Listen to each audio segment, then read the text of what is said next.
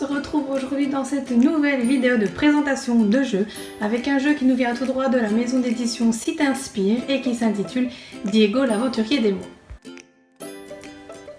Alors dans cette boîte nous avons différents paquets de cartes, des cartes dire, des cartes écrire, ainsi que des cartes surprises, des pierres précieuses de toutes les couleurs et des bonus.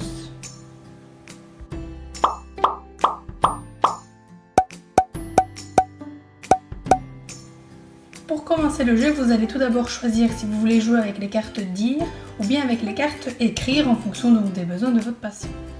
Je choisis les cartes dire auxquelles je vais intégrer les cartes surprises. La règle du jeu est ensuite très simple, chacun son tour, on va lire une carte à l'autre personne qui va devoir y répondre. Par exemple, pour cette carte, la question est « Quel sens manque ?» Vous proposez au patient donc l'odorat, l'ouïe, le toucher, le goût et il doit vous répondre la vue qui est entre parenthèses. Donc vous avez à chaque fois la réponse ou bien des exemples de réponses parce que parfois vous allez voir on peut vraiment proposer plein de choses. Et puis vous avez également un niveau 2 pour des patients un petit peu plus grands ou bien avec de plus grandes capacités. Si le patient répond correctement, ici il remporte une pierre précieuse verte. D'autres exemples de cartes, citez des noms de fleurs, comment s'appelle l'oncle de Fifi, Riri et Loulou, combien y a-t-il de lettres dans le mot tiroir et quels commerçants vendent des livres, de la viande, des médicaments. Le premier qui arrive à récolter les 5 pierres précieuses de couleurs différentes remporte la partie. Pour vous aider, vous allez avoir des cartes surprises qui vont apparaître tout au long du jeu et qui vont vous permettre de remporter des bonus. Donc par exemple ici, chaque joueur possédant au moins un O ou un R dans son prénom gagne un bonus.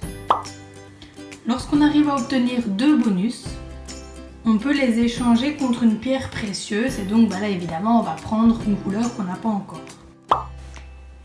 Admettons que je tombe sur une carte de couleur bleue mais que j'ai déjà gagné le saphir, et bien moi j'ajoute la règle que on doit justement correctement bien répondre pour ne pas le perdre. Si on répond mal, tant pis c'est perdu, si on répond bien, ouf, on l'a sauvé. Ça empêche les enfants d'être inattentifs et surtout de répondre à côté de la plaque. Chose importante que j'ai oublié de vous préciser, évidemment, on a le temps du sablier pour répondre. Pour les cartes écrire, même principe évidemment, à part que on écrit les réponses au lieu de les donner tout haut. Ici, du coup, on utilise plutôt avec des enfants plus grands, des adolescents, voire même des adultes.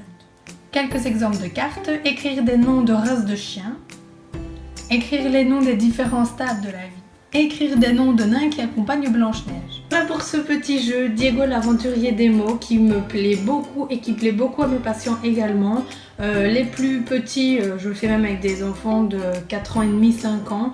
D'ailleurs, il y en a un qui est vraiment accro, il veut faire que ça. Les ados, ça leur plaît également et j'utilise également les cartes pour les adultes parce qu'il y en a qui sont pas si faciles que ça. J'espère que cette nouvelle vidéo vous aura plu et je vous dis à dimanche pour une nouvelle vidéo.